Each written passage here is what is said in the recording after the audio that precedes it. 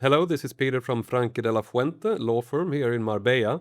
And this is the first episode, or what I hope can be a series of episodes in a new podcast. I haven't even named it yet. It might be Lawyers Talk, or there might be Lawyers Talking. We'll see if we find a title for it.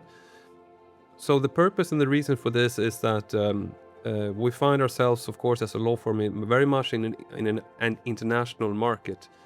So many times we are collaborating with solicitors and legal advisors in other countries to assist our own clients. And in that network building that I've done now throughout a few years, I have the pleasure to meet a lot of colleagues around Europe and outside Europe. And that's why I'm here today with Rob Hailstone from Bold Legal Group. Spot on. Spot on. So first of all, welcome to this first episode. Thank you. You're down for a few days holiday, right? I'm on business, of course. I'm not on holiday. Okay. Sorry about that. No, I brought my wife. We are having a nice break as well. Fantastic. But there's no pressure on me that this is the first episode, Peter. Thank you. Never No, pressure. okay, good. No, only If opportunities. if there's no second episode, it's all down to me. So first of all, Rob, thank you for coming. It's a pleasure to have you thanks here. for the invite, yeah.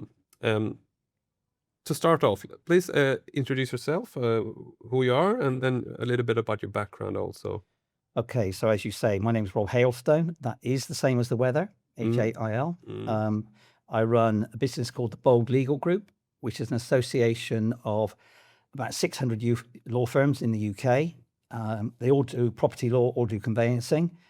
I send out a weekly information bulletin to them, updating them on anything that goes on in the property market, conveyancing market in the UK. We have a online forum where we have about 2,000 conveyancers registered. It's a private, secure place where they can ask questions, answer questions, share problems, share precedents. It's a really, really great format, the forum. So we do the bulletin, we do the forum, and then every year we have an annual conference in Regent's Park in London, in Old University there, where we get about 350 delegates along, and we're there all day talking about anything and everything that is relevant, important issues sometimes. And in the evening at 5 o'clock, if the weather's nice, and it has been the last 4 years, we have a nice garden area outside. We have a soiree. We have a few drinks for a couple of hours. And it's a great event. Yeah, lovely. That sounds lovely. And before that, I know that you have been a conveyancer in the UK for many years. Am I right? Yeah, so I'm getting on a little bit now. I started back in 1974 in Bristol, in England, as a 16-year-old office boy, worked my way up. Did 30 years at the coalface of conveyancing. Gave that up in 2004, 2005. We had something called the Housing Act 2004 come in then, and it introduced a new concept as to the way we should buy and sell properties, home information packs, or HIPs as they were called, and the government brought it in. Basically, you had to have a HIP before you could put your property on the market. And a HIP was supposed to contain all the legal documents and all the information you would need before you can make an offer on a property to inform the purchaser and hopefully speed up the legal process. The problem was the HIP that the government said was needed didn't contain enough information or documentation. It really wasn't a very good HIP. I set up a business with another company in London. We started producing these HIPs, but we were adding more information and more documentation to them to try and make them what we call in England exchange ready. So they're when the buyer made his offer, he instructed his lawyer, they could hit the ground running. They had all the documentation in one place. Now that was beginning to work, and it was working for 3 years, but we had a new government come in, and the government didn't like HIPs, so they scrapped it. We had to make our 12 staff redundant. I was made redundant. My wife was made redundant. I could have gone back to conveyancing, but 30 years is enough for me. Thank you very much. So I set up Bold Legal. Bold was supposed to stand for bundle of legal documents because I still believe in information up front. Yes. And we don't do that yet in the UK, but it might be coming, which is a bit annoying because 20 years on, we've gone full circle. But we'll have to see. There was a government consultation late last year, and some of the outcome of that consultation, some of that will be revealed at our conference on the 17th of June this year. All right. I think we're going to have a lot of to talk about, actually. You already mentioned a few things that's very close to my heart as a conveyancing lawyer here in Spain. And That's of course the obvious topic. You've been in conveyancing. And for those who doesn't really know that term, conveyancing is somebody that assists the vendor or the buyer with the purchase process and The legal side, transaction, the legal process, side, yeah, yes. And of course, that is what we do here as a law firm as well. We're very much focused on that, of course, with everything related to that. So that's the conveyancing process, but also then administrative process together, opening bank accounts, NIE application for an NIE number here in Spain. We apply for the digital certificate for the client. If they need tax advice and immigration advice, we do that also. So it's everything related to the transaction. See, we don't touch tax advice. That's interesting. We could come back to that in a minute. Yeah, I'll tell you sure. why in a minute. Yeah. But something that I already... So let's do it like this first. If you could... If we start with the conveyancing process in the UK, then I'm pretty sure if we go through that together, not maybe in too much detail, but by doing that, I'm pretty sure we're going to touch on comparisons which are relevant between Spain and the UK. Do you want to start with how it was back in the days or how it is now? No, I'll start with how it was back in the day. Okay. So back in the day, 70s, 80s, 90s, up until 2000, it was a relatively straightforward process. The property would go on the market, the buyer would make an offer, the seller would instruct their lawyers, the seller's lawyer would get the title deeds from usually the bank or building society because they held the title deeds then. We had very little unregistered land in the 70s. They get the title deeds. They draft a contract. They send the contract over to the purchaser's lawyer. He would look at the contract. He would send off a search, maybe 1 or 2 searches, raise some inquiries, wait for a mortgage offer to come in, check the title, obviously. And I'm talking about old-fashioned deeds now that sometimes went back to 1700, 1800, which was great fun going through those dusty old deeds. Yeah. But I didn't have a quill pen at that time or parchment. So he would check all that and then he'd report to his client and the lender, because the lender is also a client of the buyer's lawyer, although they don't pay us for that. And if everything's happy, if he's happy with everything and the finances are in place, then he would get the buyer to sign the contract and the seller's lawyer would get their client to sign the contract, and then the contracts would be exchanged. Back then, it was a physical exchange of contracts or by post. He'd walk around to the other office and exchange it. And then 2 or 3 weeks after that, usually, you would complete the purchase. So once the contracts are exchanged, and only then is that transaction legally binding. So any time up to that point, the seller or the buyer can withdraw, or anybody else in the chain. So you have completion 2 or 3 weeks later. There's a few things a few more processes carried out between exchange and completion. On the day of completion, the buyer's lawyer gets the money from the lender, or the day before, the mortgage money, gets the balance money from the client. Back in the day, we would go and get a banker's draft from the bank, and I would walk around to the other lawyer's office. We'd have an appointment. I check everything that he's got, and when I'm happy, I give him the money for the documents, and I go back to the office. And then we would have to register the title because compulsory registration was in then. And if you got the process right, which hopefully you did most of the time, the land registry would register it. Yeah. If you miss something, they come back and say, there's something missing here, and you panic and sort it out. Okay.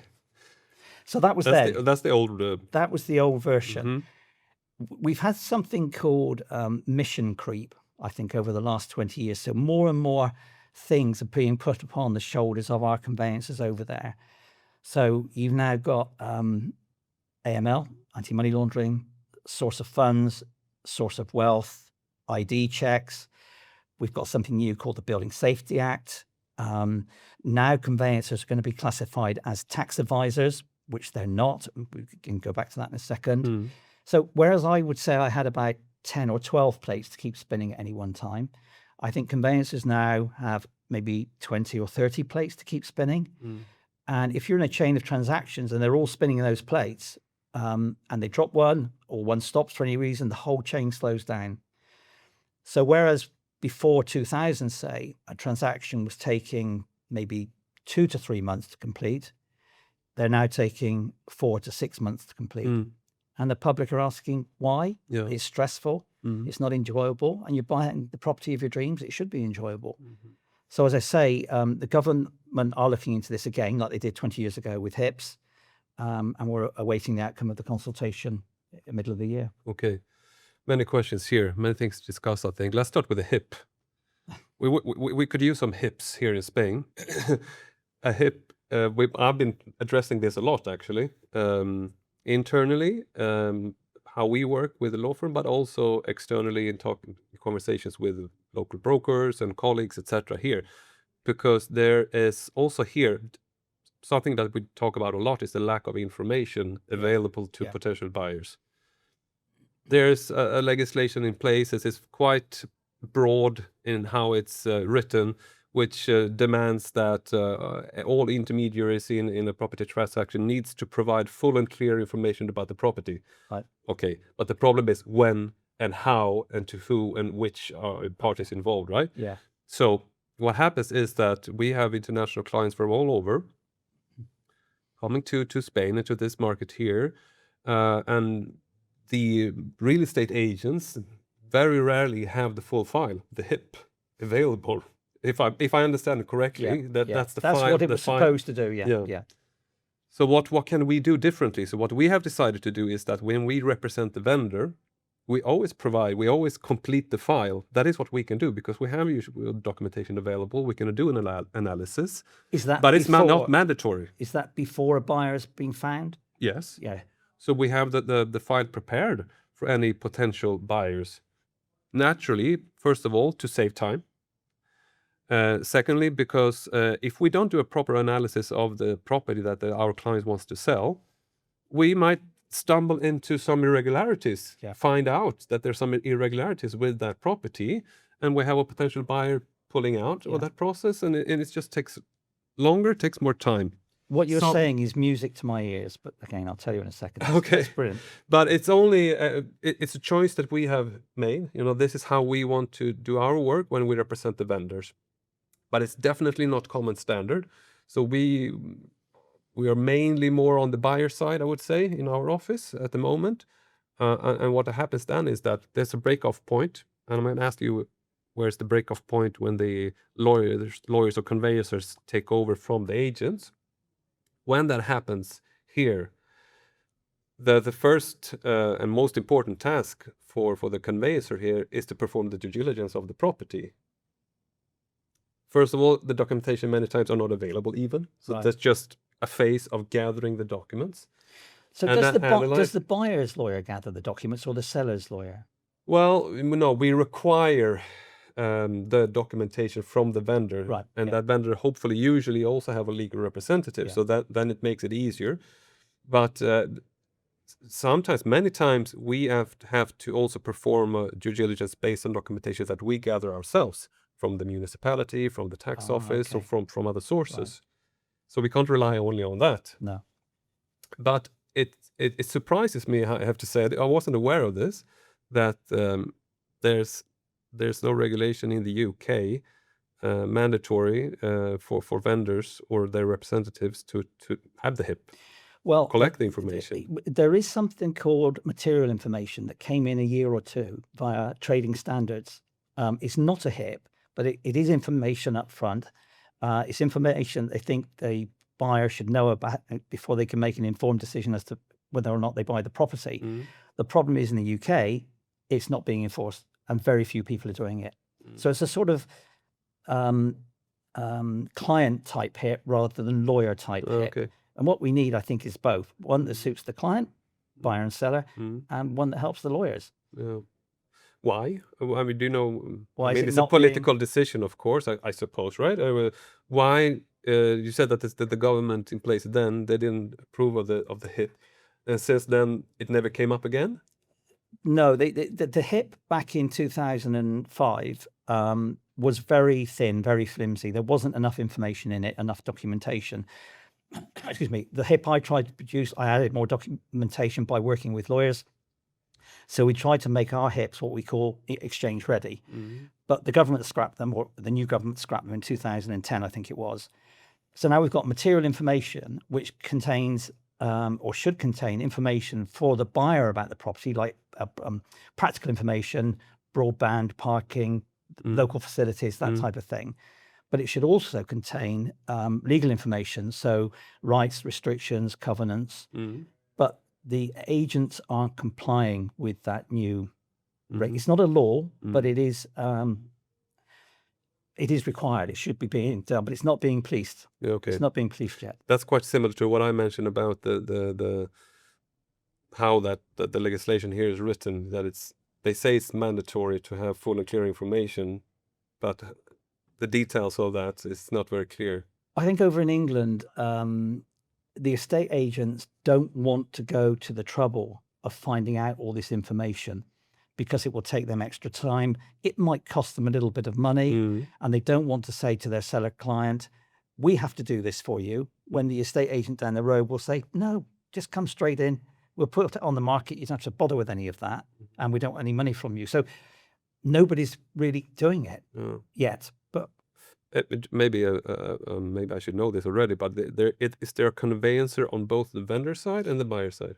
Yeah, the way it happens in the UK is, so if I want to sell my house, the first thing I would do is go to an estate agent and get it valued. If I like the price, they will then put it on the market. No lawyers involved at that stage. No. And it stays on the market for a week, 3 months, 6 months, however long it takes to find a buyer.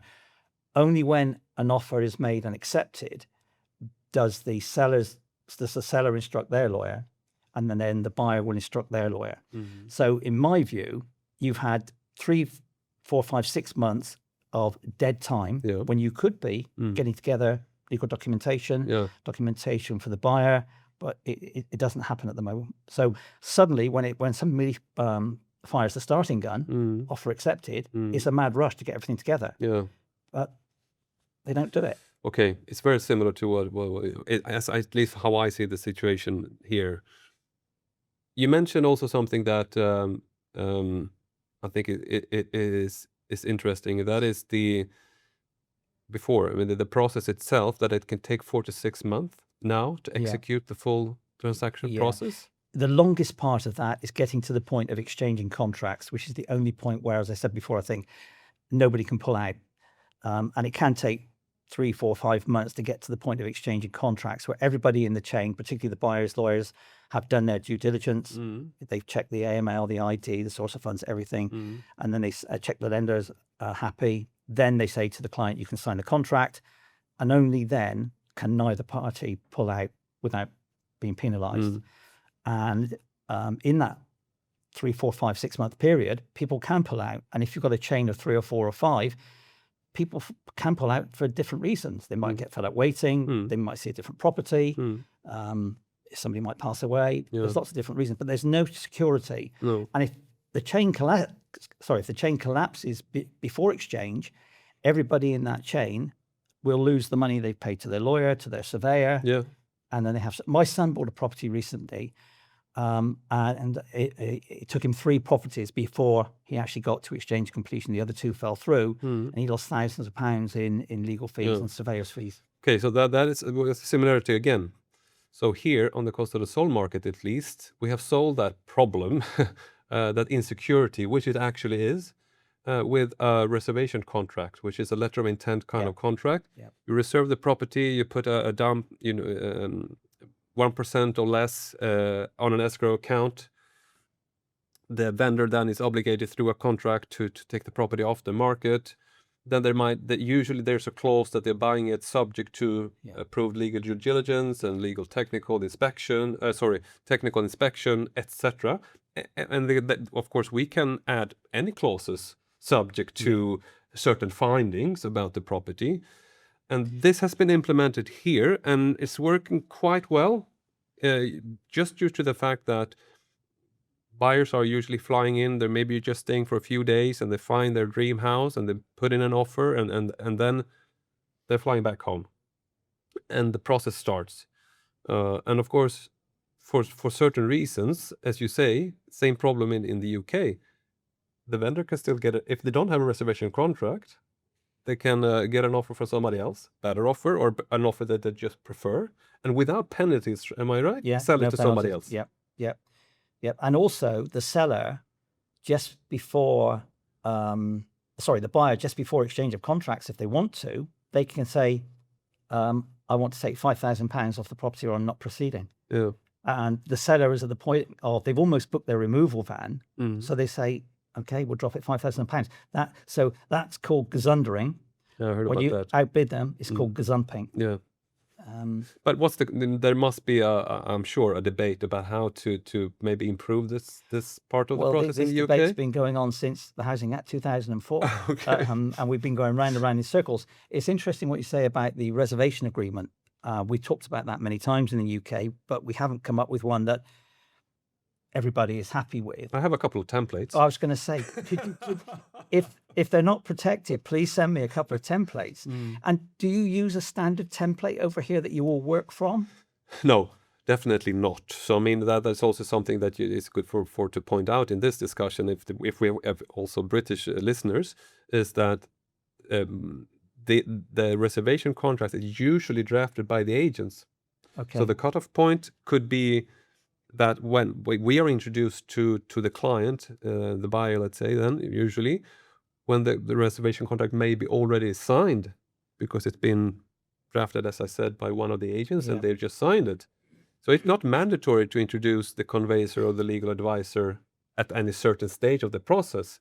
And there's a big variety of reservation contracts on the coast as well.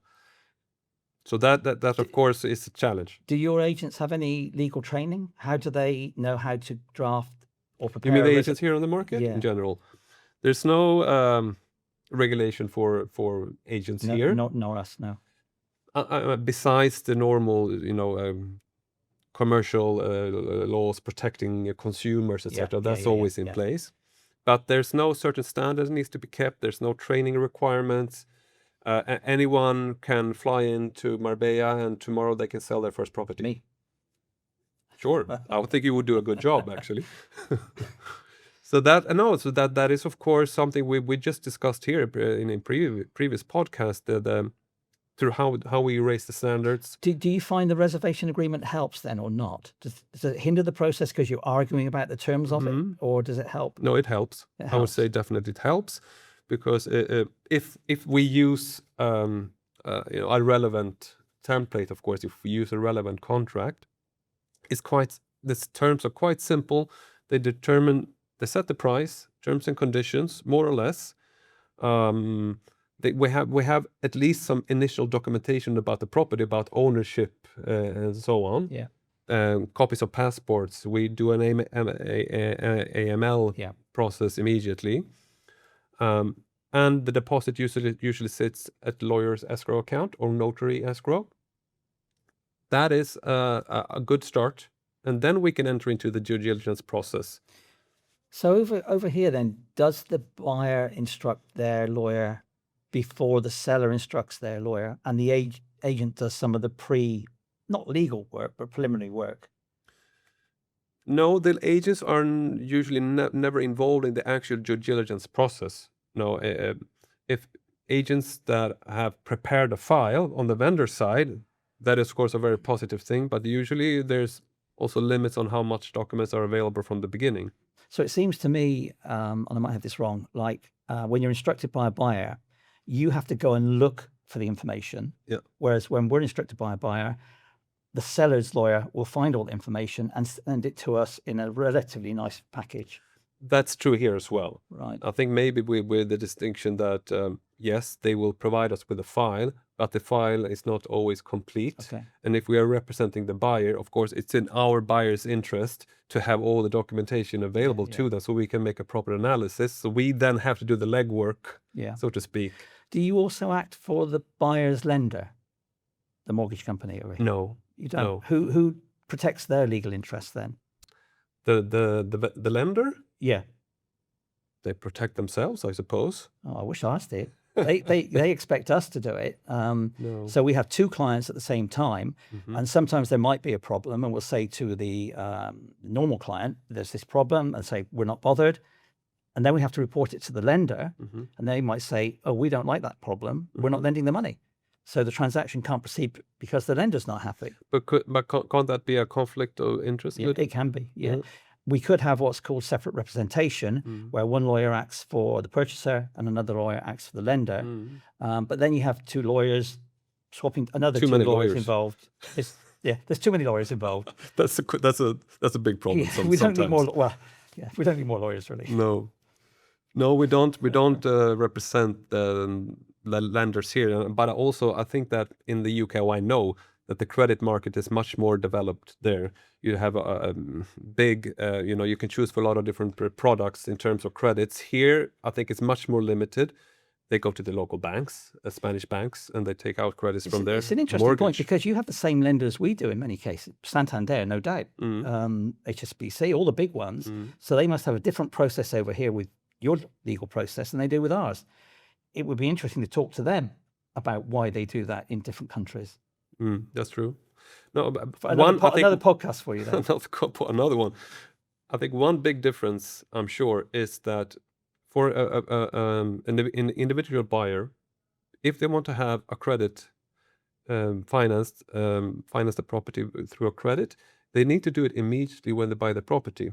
If they want to have a property home mortgage, right?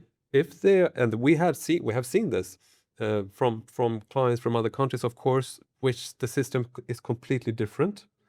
That they can buy the property and then they go to the bank and they mortgage their house. This cannot be done in Spain. You have to have the mortgage at completion, signature before of the title you make deed. the offer. No, but latest when you become the owner of the property at that point, you need to also then. Well, you in England you need to have the mortgage offer before the lawyer will advise you to exchange contracts because you can't back out. But if you buy a property without mortgage and then you want to mortgage your house, I'm sure you can do that. You can remortgage, Yes, remortgaging is not a thing in Spain. Oh, is it not? No. You can't go from one lender to another lender later on? No. You have to stick with the lender for... No, that can be done, but what I mean is that you can't first buy the property and then go to the bank and ask for a mortgage on that property. You have to do it at the time of the transfer ownership. I mean, in England, you can get a mortgage in principle. So a buyer would go to a broker, say, this is what I earn, these are my savings, how much can I borrow? He will go off to Nationwide or HSBC. This is the maximum amount they can borrow. And that's a mortgage offer in principle. It's not a definite offer, but then they've got an idea in their mind of how much they can offer for the property. Then they make the offer. Then the lawyer is instructed. Then the mortgage application is completed properly. The mortgage offer will eventually reach the buyer and his lawyer. The lawyer will look at the offer and say, that's fine, no special conditions. And then when all the other bits are in place, like I say, you sign the contract. Okay. It's a long due diligence process. Yeah. So, I mean, we think sometimes that we're also a bit slow here in Spain. I think our average, I would say that if you ask anyone on the coast that's been around for a while, what's the average time from reservation to completion? 2 months. Oh, that's quick. More or less. We would love that. We would love that. It's interesting to know because we do another podcast that's called The Country Files, where we discuss the buying process in other countries and compare it to Spain. And this can be an expansion on the UK one, I guess. Because I wasn't actually aware that the process is that long, 4 to 6 months. So I suppose then when UK buyers come here, then they're pretty relaxed about the 2 month very quick process. Do you have chains over here, chains of transactions? So we'll have a first-time buyer buying a property, then they're buying a property, then they're buying a property from a deceased estate. So we could have 4, 5, 6, 7 in a chain. Do you have chains like that? Because they cause problems with us. Not here, at least. I mean, it happens, of course, that we have parties involved in the transaction. They are moving to another property, and we need contractually to find a solution to have everything in place. They have to synchronize it, and of course, there could be a potential risk also for either one of the parties involved in that transaction. It does happen, but the long chains that you're mentioning, no, not really. They used to be a lot longer when I was doing conveyancing. I remember being in a chain that I think was 13 long. I was at the top acting for a probate property, a deceased estate, and it was 13, and nothing was happening. And it took me 2 weeks to chase all the way down to the chain to find out what the delay was, only to find out I was acting at the bottom for a first-time buyer who didn't yet have their mortgage offer. But there's no transparency throughout the chain of who's doing what and when. I see. Transparency is a good topic to also mention something about. Are there any regulations in place for the UK conveyancing process about transparency, meaning that, for example, if there are multiple bidders on the property, The buyer have the right, is the final buyer has the right to have that information available to him, or? I think with estate agents, they have to put forward any offer they get to the seller. But there's no transparency about what those offers are. I think in Scotland, well, I know it's slightly different in Scotland. It's more like a sealed bid. But over here, you can have 10 people make 10 different offers, and the seller will go with not necessarily the highest price, but the person who can proceed the quickest as well. So you have to weigh up the pros and cons. All right. So we have now, let's say, if we move forward into the process, you have this, as I said, the risk of gazumping and gazundering. But if contracts are signed, exchanged, then the property is taken off the market, I suppose. And it's usually taken off the market when lawyers are instructed, but until the point of exchange, it's not legally binding. So once they've exchanged, they can't pull out. If they pull out, the buyer would lose the 10% deposit she's handed over. And if the seller pulls out for any reason, they would have to pay compensation to the buyer for any losses incurred by them. So it's very rare that it falls through after exchange. But if you've got a 5-month transaction from offer to completion, 4 of those months will be open to somebody pulling out until you get to that 4 point. months? Yeah. How do buyers deal with that risk, or in general? They don't really, or sellers. At the end of the transaction, they all look older than when they started, older than the 4 months, because it is so stressful for them. So you also see multiple offers on different properties in the same time? Not during the transaction, because the property has been taken off the market, so people don't go looking for that particular property. But if somebody... But what's the penalty? So the property has been taken off, you say, when the lawyers are instructed or the conveyancers are instructed.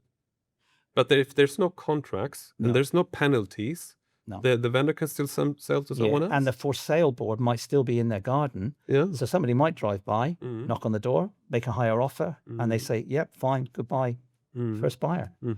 And there's no penalty. Okay, so detailed question then. But taking it off the market, does it mean that taking it off online or all sales channels, etc.? Is that what it means? Just online, really. Okay.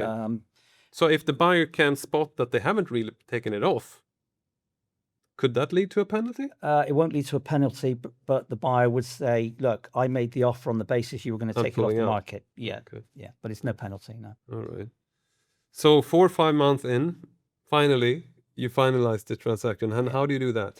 Well, like I say, you exchange contracts, so everything is in place. And then the period between exchange and completion, which can be 2, 3, 4 weeks, it can also be on the same day. So you exchange and complete on the same day. That's called a simultaneous.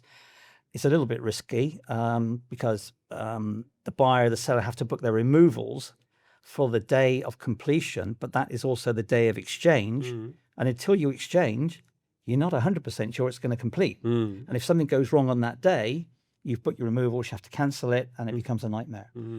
So ideally, it's a 10, 15 working day completion, which time the seller and buyer can get their practical problems sorted, removal vans, etc. And the lawyer is going to do their final signing and getting the mortgage money from the lender, getting the mortgage deed signed, and then getting everything ready for completion.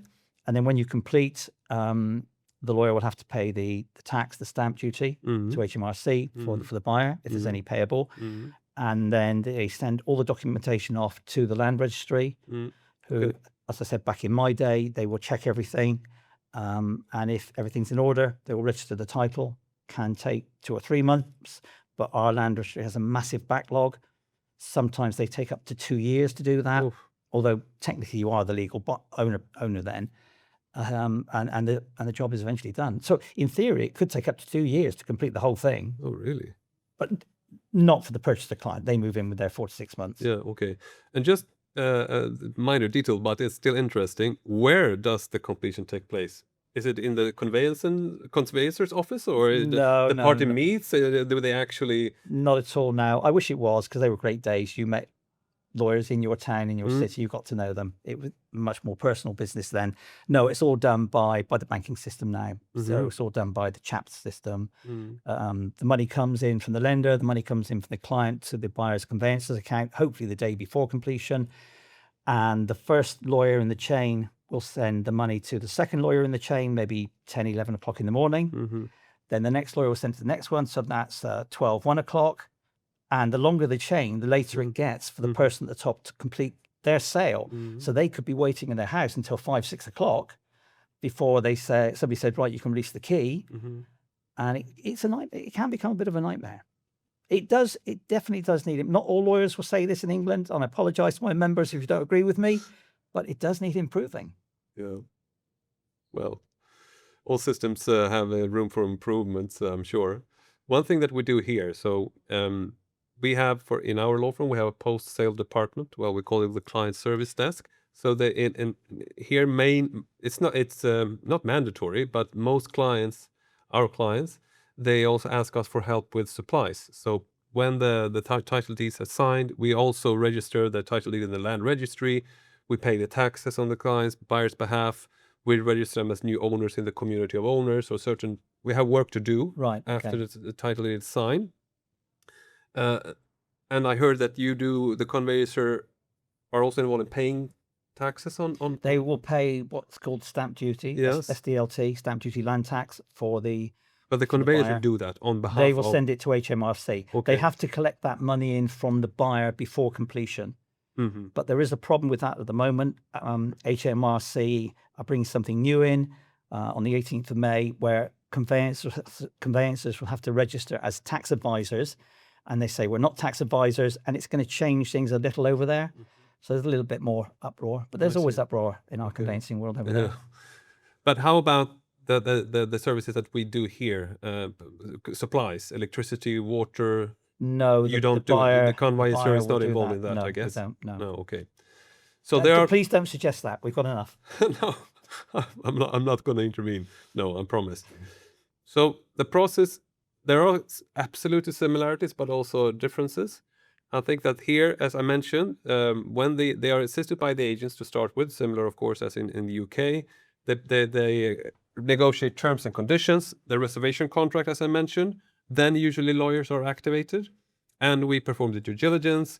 We open because foreign clients usually need more help with more administrative services, like opening of the bank account, NIE number, and so on. So we do that also. We don't help them open bank accounts at all.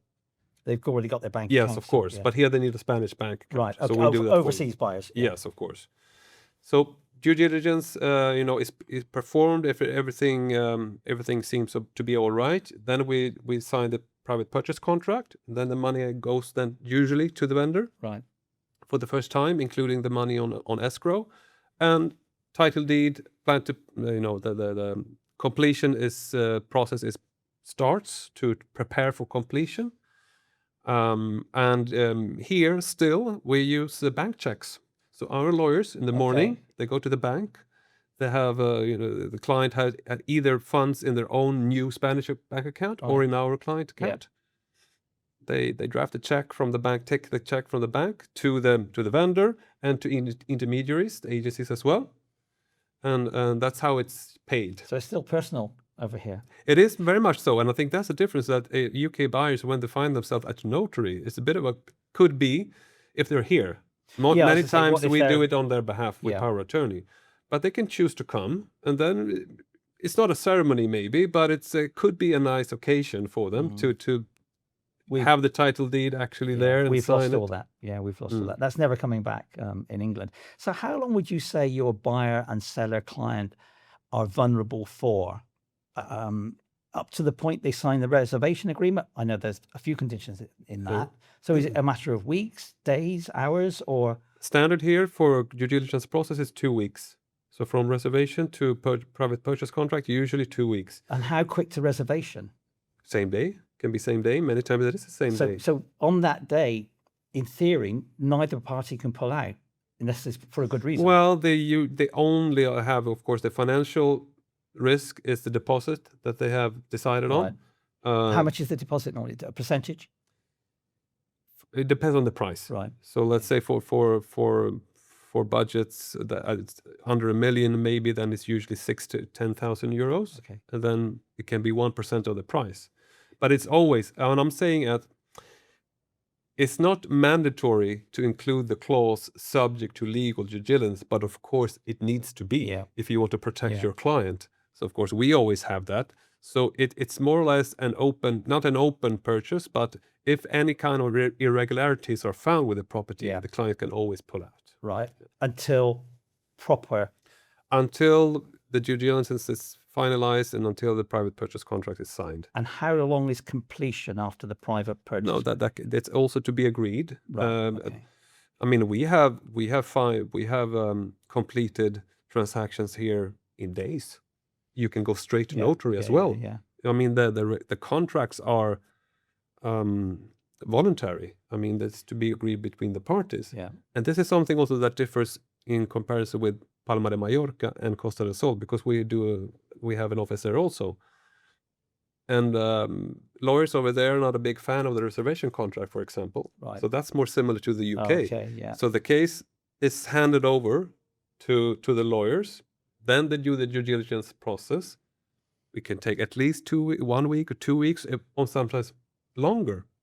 And there's no penalties involved then for either the buyer or the vendor to pull out. But what fascinates me is that period over here is 1, 2, 3 weeks, whereas over with us, it's 1, 2, 3, 4 or 5 months. So how do you get all the information you need within 2 weeks, and it takes us 4 months? We need to look at that in more detail. This is probably not the time for that, but that's interesting. The private purchase contract can of course be written in such way that the final completion depends on certain factors that are still pending to be reviewed, right?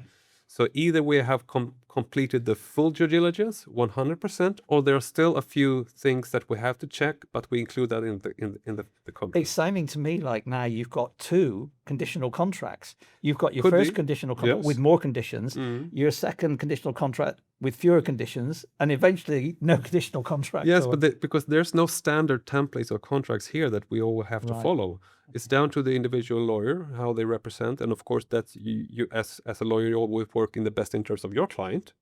So whatever is best for them, you try to work on. It's fascinating. And I think I need to apply for a job within your firm and work as a conveyancer for a few months to truly understand how it works. But I'm not suggesting that. You're welcome. Okay. I'm not sure we've solved any problems yet, but I'm going to go away and think about this. And if you can send me in reservation agreements to look at, I will certainly look at them. And by all means, ask me for anything. But you don't want what we've got by the sounds of it.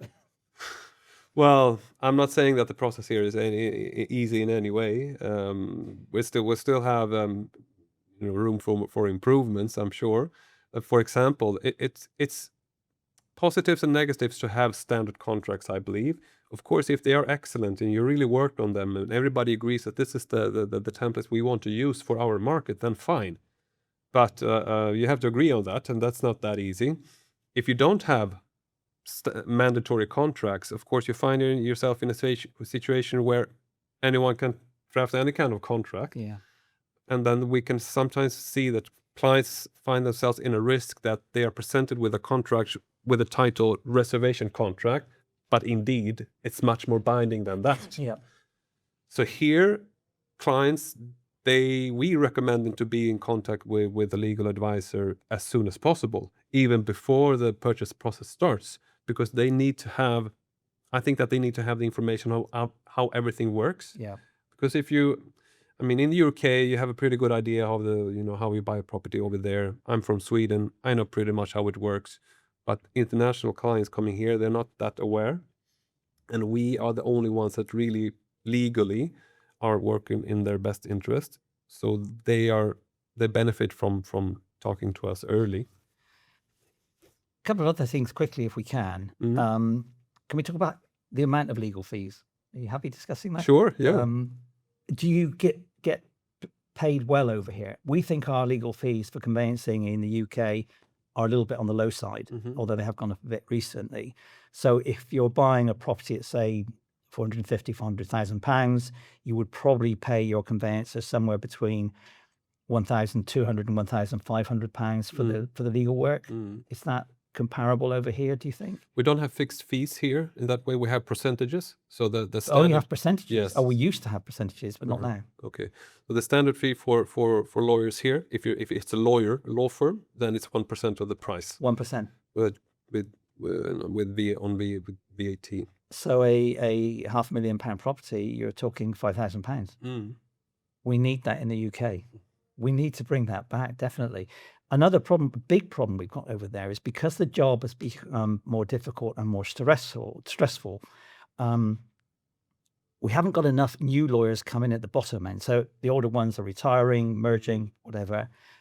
But it's not an attractive job for young people because it's so stressful and not particularly well paid.